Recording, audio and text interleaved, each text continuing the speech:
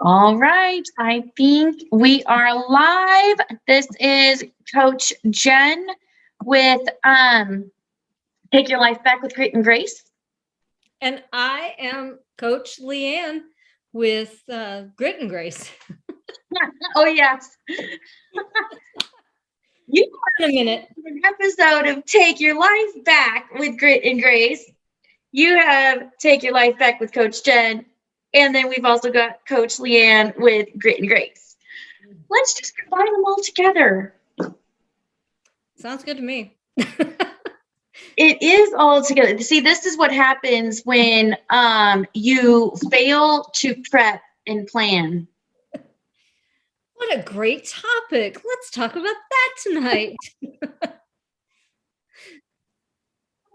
Yes, that's been my week. Actually, that happened last episode too. It was a Tuesday and I was freaking out saying, is it already Tuesday? I think it's because here's what has happened. Summer has arrived and I have been waiting for summer. Last summer, we were all cooped up. We have been told as a society for like 6 months that by summer, things were going to be getting back to quote unquote normal. And I think everybody is ready for that. And so I don't know about you, but I have scheduled myself out all summer long. No, we haven't. I am scheduled. I'm scheduled for it all. And that's great and that's exciting. But as I'm learning, as I'm being reminded of, because I didn't have to worry so much about it over the course of the last year, is that you have to prepare your life. You've got to plan and prepare if you want to be successful, or, and when I say successful, you can take successful in any sense of the term. I'm speaking to my physical health and fitness level, but it could go for the success of your business. You've got to prep, you've got to plan. Fail to prep, prep to fail. That's it. That's our topic for today. Yep. Okay, we're done. No, to go along with that, I have been working with a business coach in my own right. And one of the things that he is very direct about is that you need to build a routine. And that goes right along with what you're saying, because I fell out of my routine today and I did not get my walk in this morning. I've justified it in my brain that it's okay because I saw my trainer today, which is an off day because I usually see him on Monday. But it's not okay. It's just not okay. The routine we set also, it gives us the opportunity to just do things not mindlessly, but mindfully. And, if we take a walk at 6 a.m., we're out there at 6 a.m. Yeah. It rains because, I'm not walking in the rain, but, we're out there doing our thing. I'm not walking in snow either. And we are doing our social media posts at a certain time. We are having lunch at a certain time. We have these things that we do, and we cut off our work day at a certain time. That's our routine. So there you go. Yes. The dog says that he has a routine as well. He does have a routine, and I'm telling you now, do not mess with his routine. He will put you to bed. He will let you know when it's time to wake up. 4 o'clock is feeding time. Do not be even 1 minute late. I don't care that your conference call ran over at 4:01. It does not matter. It is 4 o'clock. And he will let you know. Boy, the things we can learn from dogs. So Darla today, she saw me walking in. She walked right over to me. She doesn't care about me anymore. She wants the treats that are in my hand.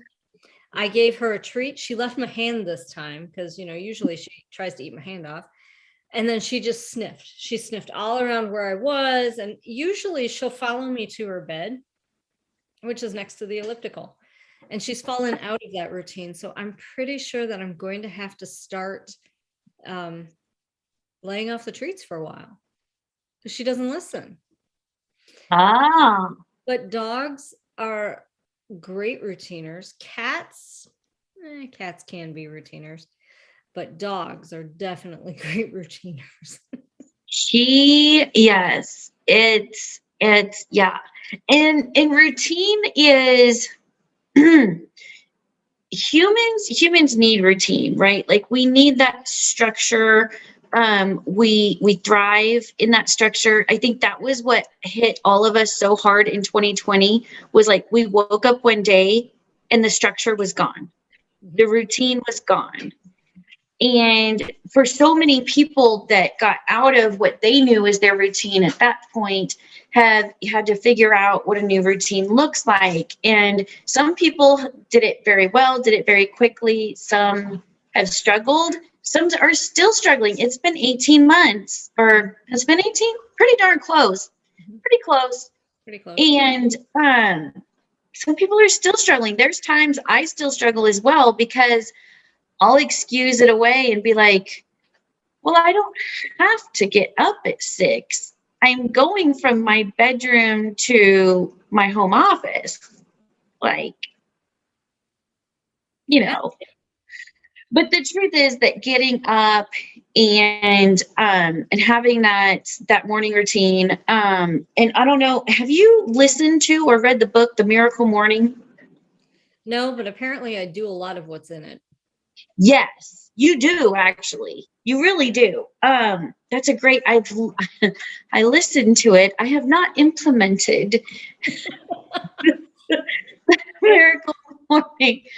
As a raffle winner, I won a raffle at a Mary Kay event, and I picked up this book, and I'm like, everybody's talking about it. I might as well take it. And it's sat in the same spot since I got it. But like I said, apparently I do all kinds of things that are in that book. Just I guess naturally. So I don't want to and screw myself up. Well, it's a good excuse, Leanne. No, I'm joking. Right? Well, so for me, one of the ways that I figured out the fail to prep to fail, I was going this last weekend, this last Thursday, I was going on a girls trip to Minnesota. And hold on, I gotta say Minnesota. To Minnesota. And the night before, one of the gals was like, hey, I'm gonna stop at Walmart and get some snacks for the road. And immediately my mind was like, oh, what does she consider snacks? It's like, yeah. What she considers snacks. And because let's be real, a road trip, you're getting chips and candy and, well, that was pretty much what she got, which is cool. Look, here's the thing. A healthy lifestyle, you still need to live your life. But here is what else I also knew. I knew that once I got there, I was going to be in an area where they were going to have some different foods. I knew we were going to be right on the border near Wisconsin, where there is what? Cheese.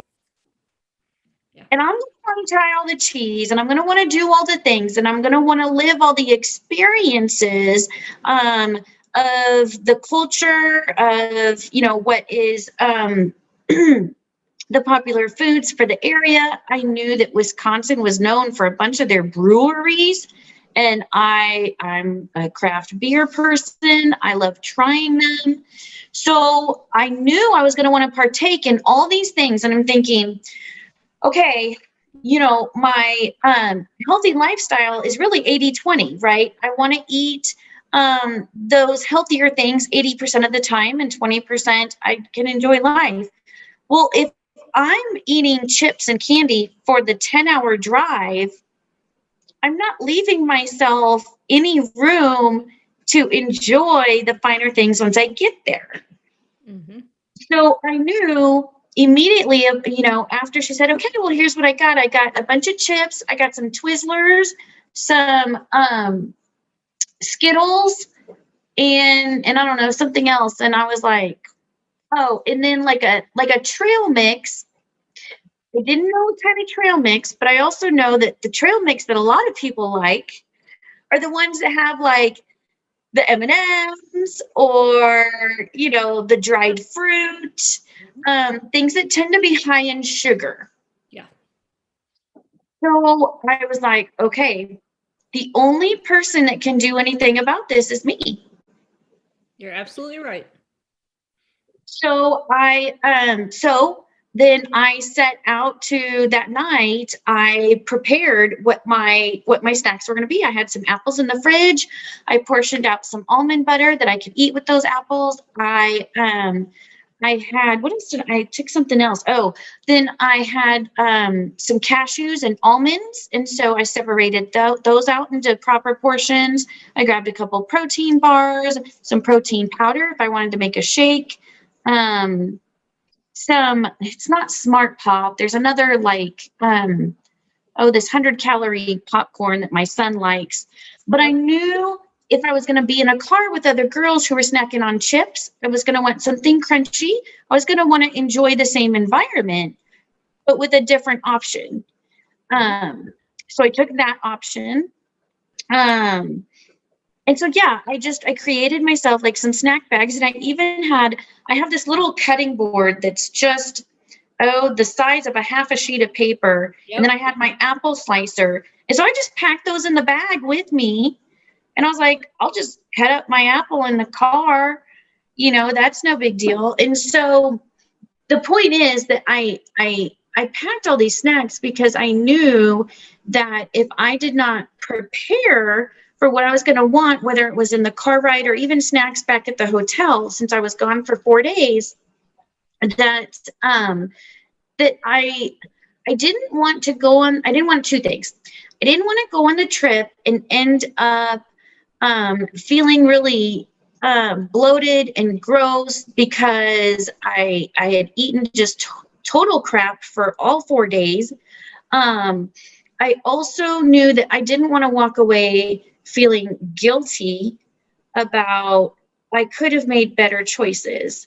I wanted to feel confident about, hey, I prepped where I could. I made the best choices where and when I could, and go from there. And that was truly a fail to prep to fail scenario. And so anyways, long story short, I was very glad that I did just that, because then that was exactly what happened. I had my snacks prepared. I was able to eat them in the car. I knew that the hotel offered breakfast every morning. And so I was very particular about what I chose to get at the hotel. I made sure that I had a protein. Luckily, the hotel offered like some oatmeal or something. And they were serving it with, you could get brown sugar and raisins on top. And I said, please just serve mine plain.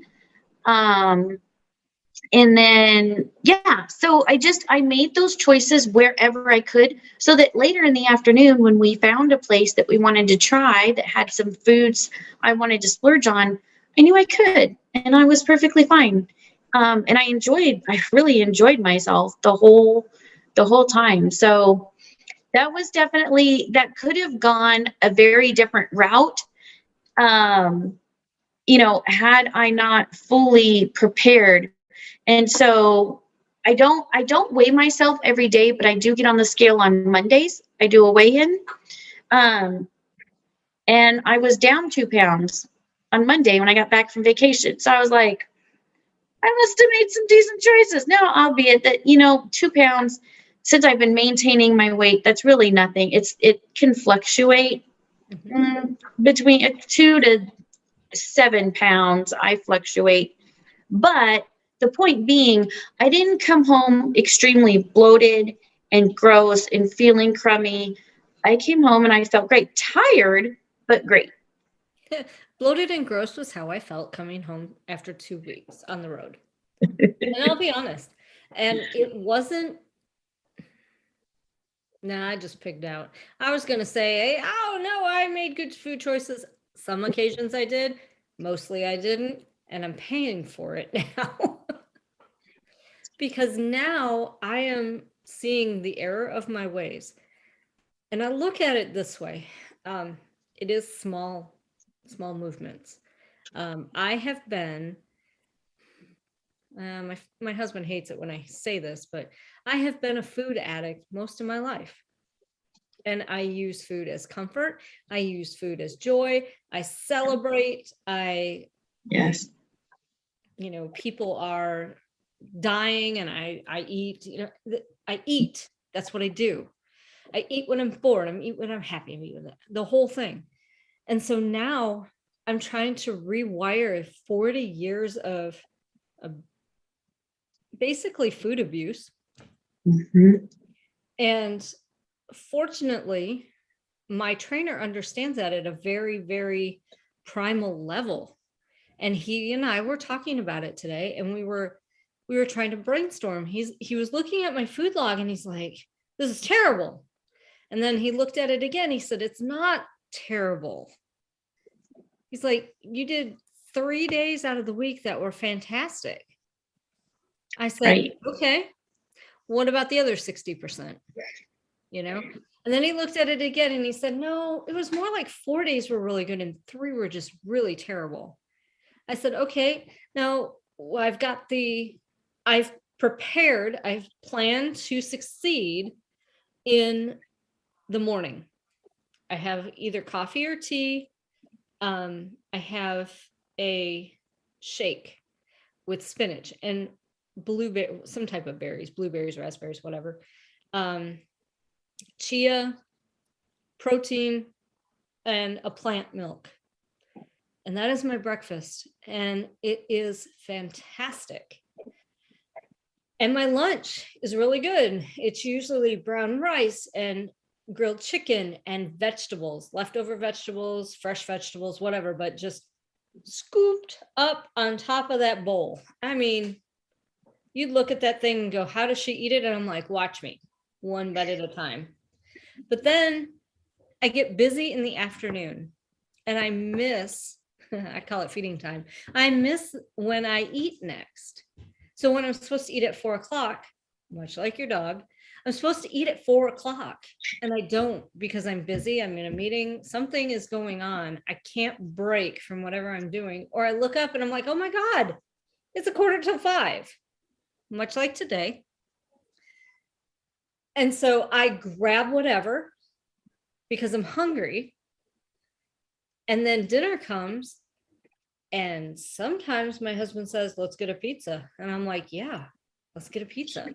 Because I have forgotten that I'm supposed to be living in the 80-20 rule. And I'm like, cool, I ate 20% good. Let's eat 80% garbage. And that's exactly what I do. So for those of you who are struggling with this 80-20 thing, Jen's really good at it. Leanne, I struggle. I really have to stop and think, but I also hate to cook. And so when I do cook, like tonight, I made a lot of chicken. I just threw that baby on the grill. And now I have leftovers for the rest of the week. I'll run out of rice tomorrow. So I'll make rice and quinoa tomorrow, separately, not together. And we have vegetables. We get a fresh vegetable basket every week from a local farmer. Oh. And so I cook that.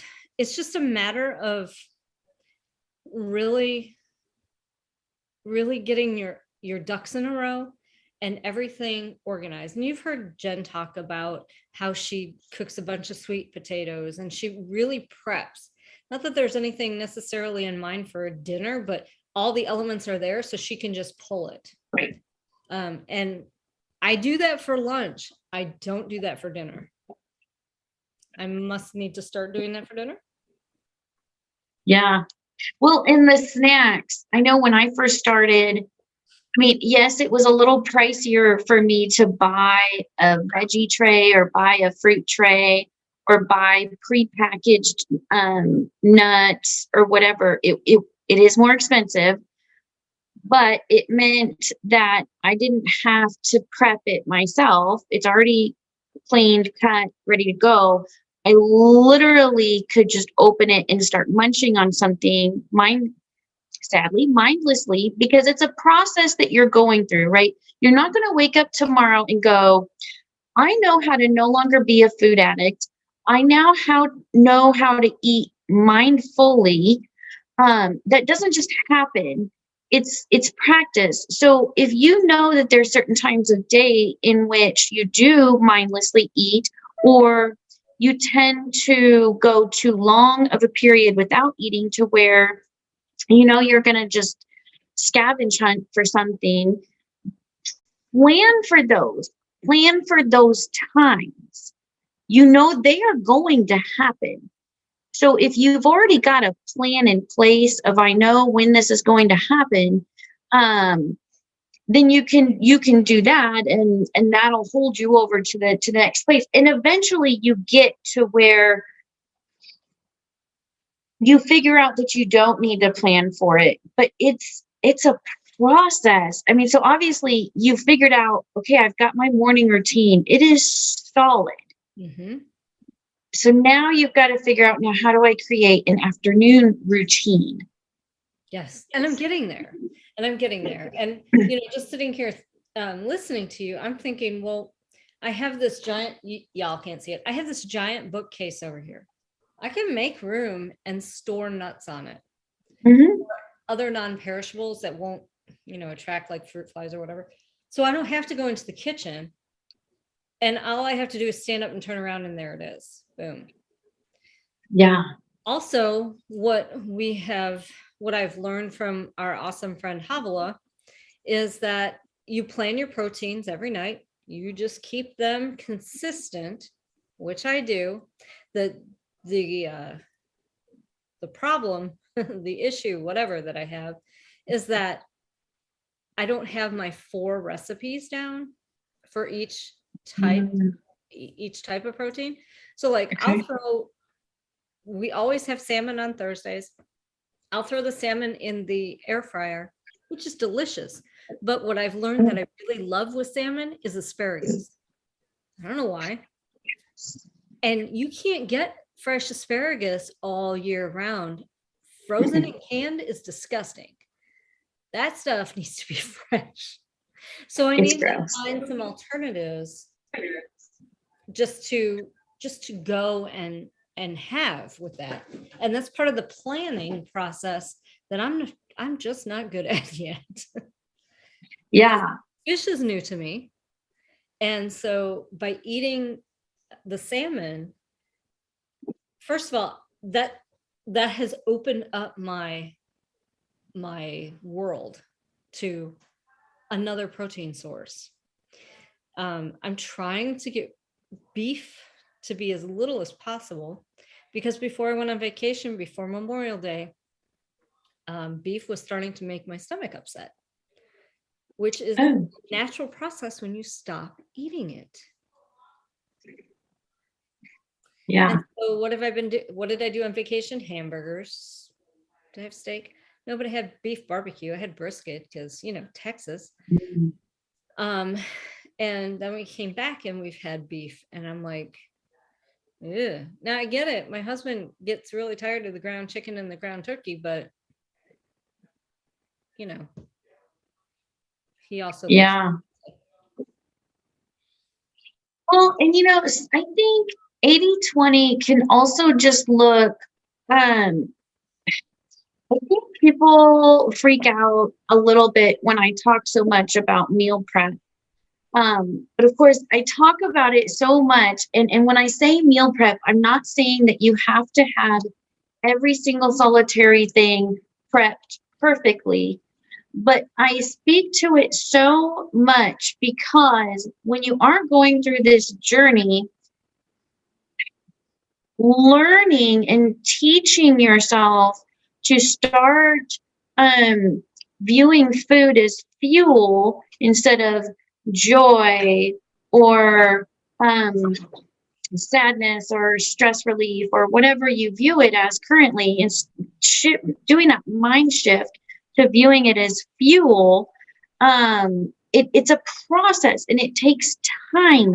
And if you have these things already prepped, then it doesn't require the same amount of brain power as it does to have to say, I need to view it in this fashion. You don't need to view it as anything. It's prepped. It's right here. You're going to eat that. Like it's less brain power.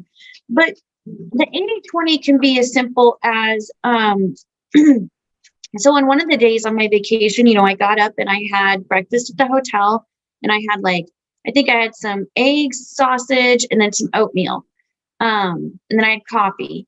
So, was it the healthiest of breakfasts? No, but it also wasn't the worst. I knew I had protein, and I knew I had some grains, and some carbs. I was good. Then we went out to eat for lunch, and we ordered some chips, and there was some guac. So I limited myself on the amount of chips. And then I ordered fish tacos. So what did that look like? Well, the fish tacos came out, and each taco had 2 tortillas. So on my plate, I had a total of 4 tortillas. Now, they were the smaller tortillas, but I know a few things. One, I know that I don't know what kind of tortillas these are. In other words, do they have gluten? I know that I have a slight sensitivity to gluten. So I limit where I can. I'm luckily, I am not intolerant. So I just limit it where I can. So I always feel better.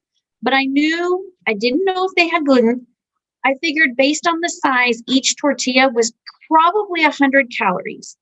So if I were to eat all 4, I'm sitting at 400 calories. And I haven't even had my protein. I haven't had the guac that's also on my plate, the cabbage that was on the tacos, and then whatever chips I had already ate, right? So I made it simple. I ate one of the tacos with 1 tortilla, and then I left the other 3 tortillas on my plate, and I just ate the inside of the second taco that had the fish and the cabbage. Done. I still got to enjoy eating out, having tacos with my friends with chips and guac, but I literally cut my calories in half based on what they served me. It is just that simple, 80-20. It doesn't have to be absolutely perfect, but I was mindful enough to know I can immediately cut out 300 calories by not eating all the tortillas that came with the tacos. That is why I love talking to you. You make me smarter. So it doesn't have to be, and I think, and when we're talking about preparing, we're talking in this sense about preparing food, but it goes this way for everything. So, and I'll gladly use my coaching business as an example of this. The last 2 weeks, I haven't prepared squat for my business. I have not prepared what I wanted to talk about in my social media posts. I have not prepared what kind of follow-up or what kind of networking I was going to do. I did not prepare or even mentally visualize what I was going to do for my business and get into the mindset of what am I doing to enjoy and share all that I have to share this week. I didn't even mentally get into that mindset. And you know what's happened? Nothing. Not only have I not followed up with people, but my client hasn't reached out to me, which as I'm sitting here saying this, that means she may not be doing well, and she needs I need to hold her accountable. I talked to her before I left for vacation, but now I've been gone 4 days. So there's that. And then I still haven't been sharing. I haven't even shared all these tips I'm sharing with you right now that I could have been sharing along my experiences so that you all can enjoy your summers on all the summer vacations you want. Because that's ultimately what I want, right? Like the whole reason I became a coach is because I figured all this out and I learned all these things and I said, oh my God, everybody should be able to experience life in this whole new way and understand it. It doesn't have to be hard. Everybody should get to do this. So by me not preparing to figure out how to share that, I've completely failed. There's nothing has occurred. I'm exactly where I left myself 2 weeks ago. And you'll get right back on it tomorrow. I will get back on it. I'll get back on it tonight because I need to reach out to my client tonight. Because if she's been quiet, it's kind of like, and we all do it. I do it with my friends too. It's like when your kid is too quiet and you're like, oh, something's wrong. Yeah. Yeah. Yep. Well, I think we've said it all. Good. I'll keep talking forever. We could keep talking forever on this, but then you wouldn't come back next time. You can come back next time. But I'm curious if somebody will leave a comment. Where do they see themselves failing to prepare in life? Is it with your home life with regards to your family, whether that's finding a way to live with intention with your family? Is it with your food, your health, your fitness?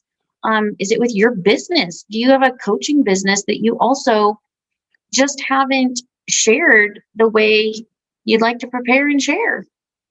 You mean being an undercover coach? An undercover coach. That's an undercover coach. That's another topic. Mm-hmm. That's a good one. Yeah. Yeah. So please leave a comment if that's you. You feel like you've been failing to prepare and you see that you're not setting yourself up for the success that you're wanting to create. I'd love to know. So comment below if that's you. And otherwise, be sure to like and subscribe for more. This is Coach Jen. And I'm Coach Leanne, and we are Take Your Life Back with Grit and Grace. Yes. Thank you, everybody. Till next week.